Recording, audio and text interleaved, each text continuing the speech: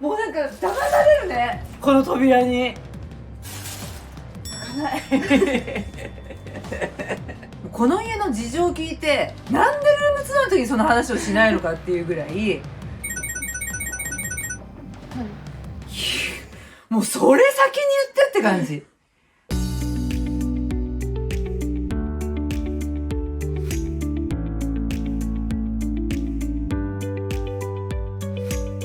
今回の週末ビフォーアフターは一軒家に3人暮らしのお宅に訪問してまいりましたので、まずはこちらの模様からご覧ください。どうもおはようございます。はじめまして、古方です。よろしくお願いします。もうなんか知らない人が入ってきちゃってびっくりしてるみたいな顔しないでください。呼んだのはあなたですよ。よろしくお願いします。はい。いや、でもあら、素敵。あら、この部屋女の子がいるのね。はい。お嬢さん何人いるの？今は一人です。あ、2人いて、一人がここに住んでて、ね、こう可愛らしいね、ちゃんともういいお母さんしてるのね。じゃあとりあえず、そんなに散らかってるように見えないけど。玄関だけです。あ、玄関だけなのね。じゃあ、ちょっと入らせてもらおうかな。はい、失礼します。でもね、大事よ、玄関は。やっぱその家の顔だからね。じゃあこっちリビングからね。はい、失礼します。あら、おお、あ、まあ、あれ何なんか引っ越してきた最近？もう1年です。1年前に引っ越してきたんだ。だからなんかあれよね、なんか引っ越してきた直後っぽい感じの段ボールの積み方だもんね。じゃあ結構ね、この段ボールが1年間あり続けちゃったのね。そうですね、移動しながらも。一応整理はしているんだ。すごく規則正しく並んでるもんね。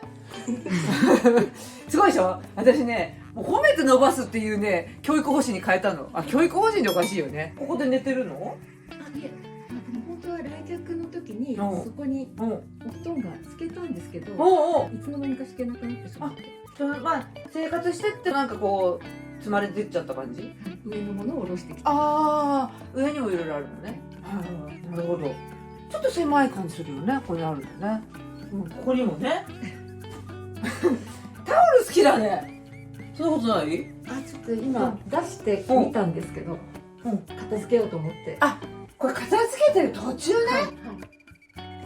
いや、でもあれね、やっぱり向こうの山がね、なんかワン、ツー、スリー、フォーみたいな感じで、もう3人座れればまあいっかみたいな感じなのね。でもそこみんな座らないです。どういうこと？朝一番端っこにちょっと座って出てっちゃうので、だからなんとなくこう物の置き場所になっちゃったんだ。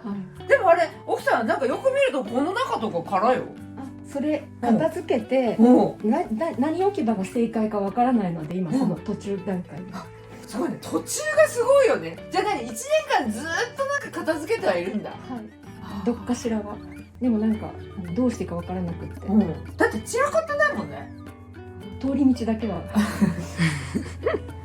もうなんかね、全部がちゃんとね、四角く置いてあんのよね。だから几帳面なのね。よく言っていただいて助かります。大丈夫？私こんなフランクで天然の人がいると思う。そういうことね。もう気にしないで。私はママが嫌な風にはしないんで。ただほら、なんかさ、せっかくなんかいろいろ揃えてんのに、もう物のせいで残念な感じよね。なんか収納するものがないのか、物が多いのか。物が多いと思う。一応ここカラカラじゃんって言ったけど、じゃあ全部入るかって入んないからね。でもあれね、こういう裁縫道具？子供の、お子さん小さいの？いえ、もう大学生です。なんでこんなもう「こんにちは」って入ってきたところに小学校の時の私がちょっとそっから出して使ってんのね、ママがね。じゃあ物持ちがいいっていうか、あんまり捨てられない人なのかな。そうかもしれない。自分のはいいんですけど、子供のは捨てられない。子供は捨てるなと。いや、全然気にしてないです。じゃあママ次第じゃんかよって話よね。なるほどね。だからまだこの部屋しか見てないけど、ちょっとこう物量はまあまあ多いよね。どこ行ってもそうだけど、もうマスクの量がさ、こんなにいっぺんにこんな出しとく必要あるとかさ、しまう場所がないんですよね。そうね。だからしまう場所がね、ないよね。でもどうなの？しまいたいの？しまいたい捨てたい8割。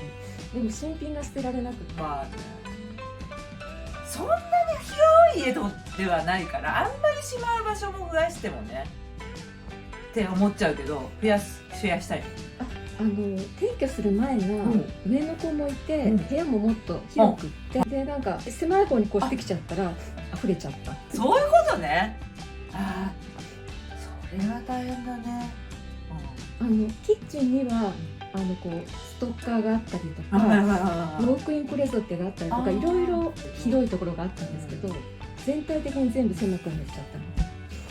だってここさ LDK だけど言うたってもうキッチンのシステムしかないもんね。だからそもそもこの敷地内にはしまう場所はないわみたいな、だから出ちゃってますって話だけど、じゃあこの生活でいいのって話じゃない。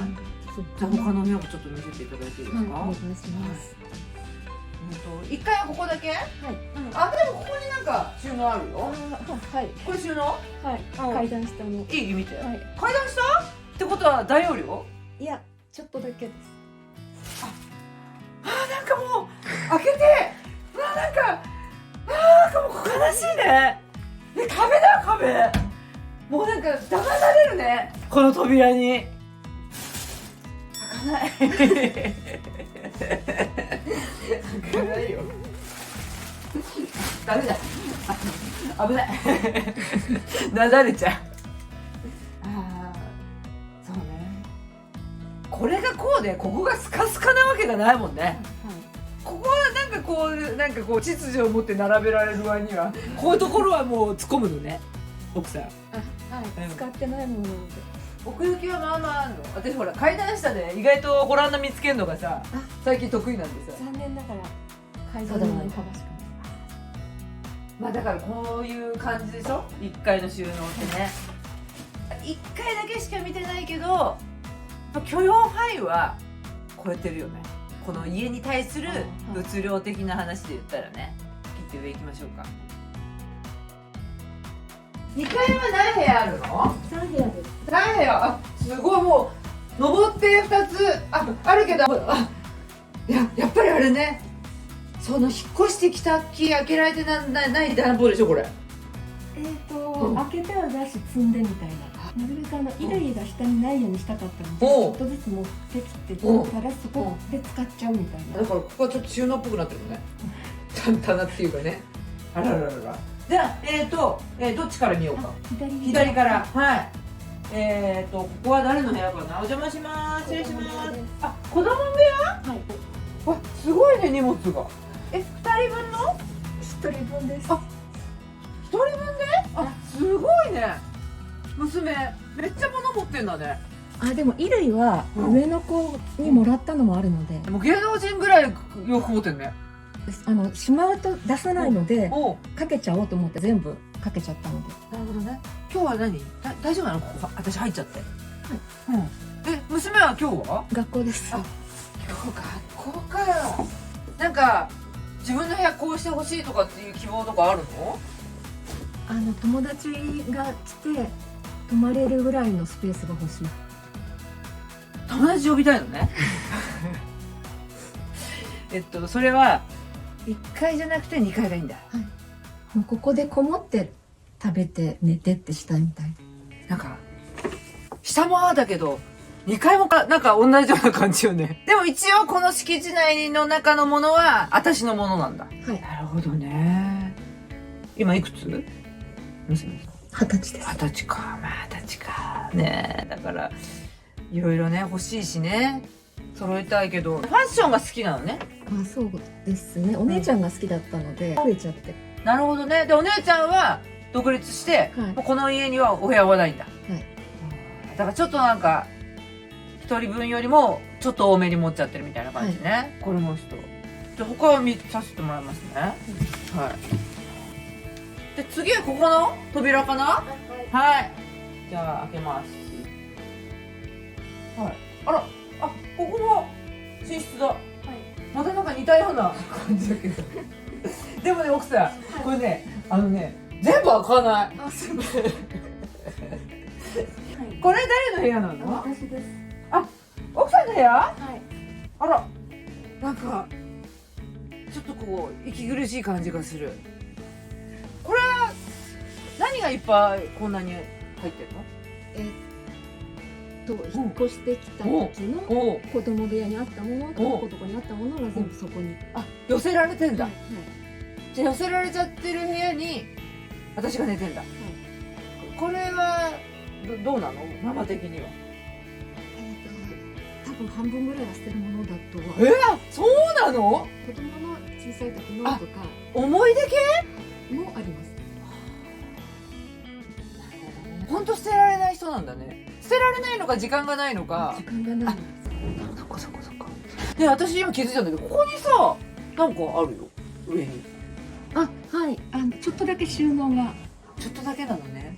いっぱいなの。段ボール3、4個ぐらいで、季節のもの、布団だとか。これどうやって下ろすの？今ちょっとこれが、服があるんであれですけど。そうよね。だから今はちょっと上のもの取るの大変よね。はい。その大きいお家から越してきたやっぱ容量を超えちゃってるからどうしても溢れちゃってるのね。あと収納が奥行きがなくって、今まで収納に入ってたものが全部そこに出てるような。一生懸命整理したんだろうけれども間に合わないみたいな話よね、きっとね。最後もう一つ部屋あるんだよね。はい。この先の左、はい、こちらが失礼します。あら、ここも寝室だ。ここは誰の部屋？ここです。あ、ご主人の部屋ね。でもやっぱり大体物っていうね感じよね。ちゃんと通り道はさすが古型式の YouTube を見てるから通り道はちゃんとあるみたいなね。でもあれね、この部屋の方が全然広いね。でもここも洋服とか結構ご主人だけのものじゃないの？もしかして主人以外のものです。なのでそう私もね、なんかファンシーなタンスだなとかいろいろこうなんか入ってるもの可愛らしいものが好きなんだなと思ったけど、布団とか見ると普通のね男性の寝室って感じだけど、なんならもう父ちゃんのものはこのかかってる服しかないみたいな。なのでどけてくれって言われてるんですけど。どけそうもう私全部どけてほしい。ここのクローゼット開けていい？ここは誰のなの？まあだからここの並びはご主人なのね。ご主人はあんまり物持ってないんだ。でもご主人の気持ちはもうわからないではないわっていう話よね。ねえ、だってこういうものとかも全部押し入れの中に入ってたんでしょ？おひな様とか、このケースは全部、ウォークインにあったもので、それがなくなっちゃったので、この家って3部屋あっても3つとも本当に狭いもんね、クローゼットが。すごく問題は分かりました。ちょっと物量がねっていうところなんだけれども、とりあえず一回降りて、どうしたいかっていうのを聞きたいと思います。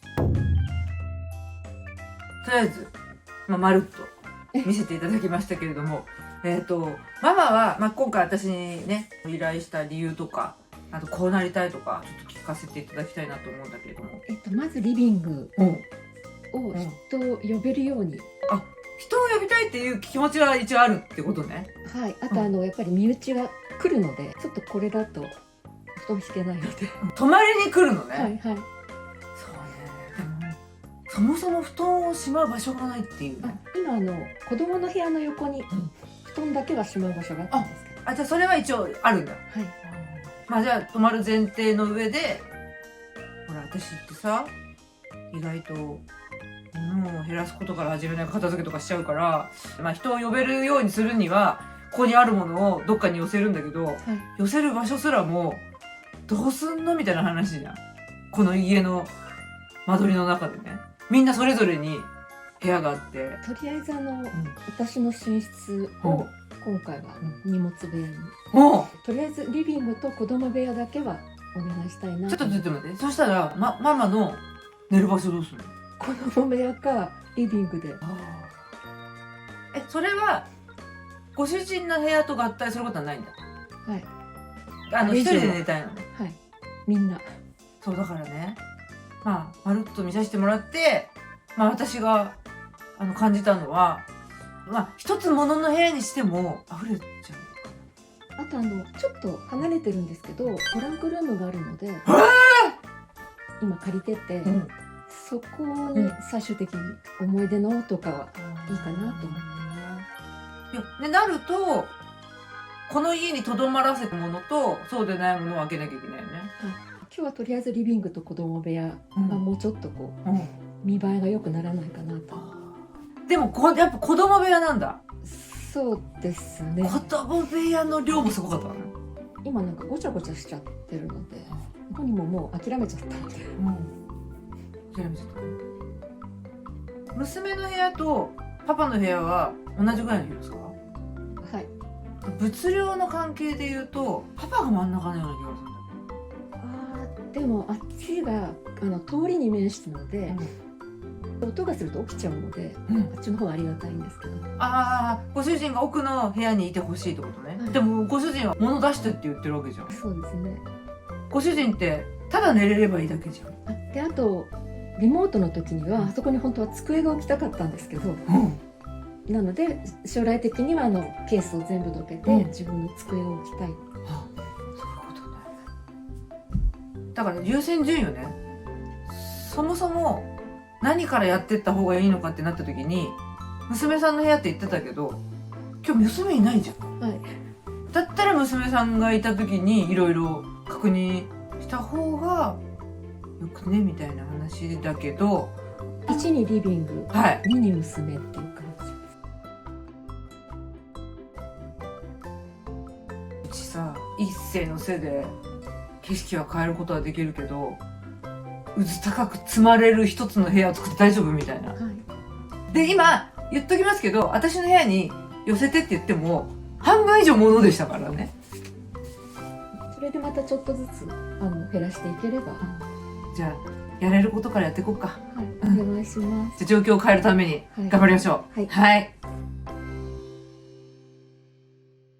で私の部屋にある奥の方の段ボールは整理したいけどそこに今入っていけないので結局積みっぱなしなので、子供とかと一緒に見たらもうこれ捨てていいっていうものは結構あるかもしれないので、私の部屋のベッドを使わなければベッドの上に物が積めるので、まあもうベッドの上に積むしかないかなっていう、だから布団とかしてね、一回見直すものももう見た方がいいんじゃないかなって感じで、ここの上げるのはいいんだけど、結構ね作業中にはもう今日はやらなくていいですっていうこと多いですけど、さすがにちょっとやりつつじゃないと、多分この段ボール上行っただけでもうベッド埋まっちゃってっていうぐらいのもうレベルなんですよ。そうよ。倉庫どれくらい空いてるんですか？2畳か 2.5 畳かの。そこはまあまあ入ってる。ここは多分捨てるものの方が引っ越してきてここに貼り切らないのボーンってやっちゃったので、ここが開けばってことですね。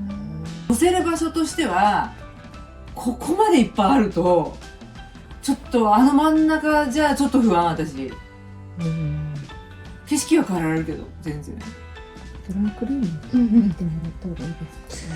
トランクルームに今日運べるなら運んだ方がいいよね。でもトランクルームに運ぶものはもう一生動かないものだと思った方がいいよ。ちょっと行ける距離なのでいつも台車で行って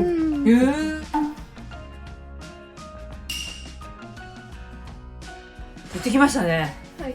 私トランクルームは置いといてこの行って帰ってくる道中でこの家の事情を聞いてなんでルームツアーの時にその話をしないのかっていうぐらい今ねお母さんの介護の問題とか、この家以外のものはこの家にある問題とか、でこの家ってもう1年ちょっとで引っ越すんでしょ、もうそれ先に言ってって感じ。だからどううまくこの家の中でやりくりするかっていうよりはとにかくその間だけでも快適に暮らすためのやり方で片付けないと、とにかくこの1年をしのげるように何が重要かって言ったらこの1年で動かないものはこの家からどかした方がいい、じゃないともうストレスがずーっと片付けてるでしょ。だって1年間、介護もやって、いろんなストレスを与えるようなことがたくさんあるのにもかかわらずもう休みの日も私休みませんってバカじゃないのって感じですよ。私はねとにかくお母さんには休みの日は休んでほしいし、介護も大変かもしれないけど自分の時間もちゃんと作ってほしいと思うわけ、だからもうまずあれだね、あっちのトランクルーム片付けなきゃダメだね。そっちに寄せて、とりあえず家族3人が仲良く穏やかに生きるように、もう今日やっていきましょう。はいはい。頑張りましょう。はい。はい。はい、ということで、介護に加えて転勤族のお家で段ボールがなかなか片付かないお宅でしたね。ということで次回の週末ビフォーアフターは、物を大移動してスッキリしたリビングに変えてまいりましたので、どうぞお楽しみに。それではまた来週。さよなら。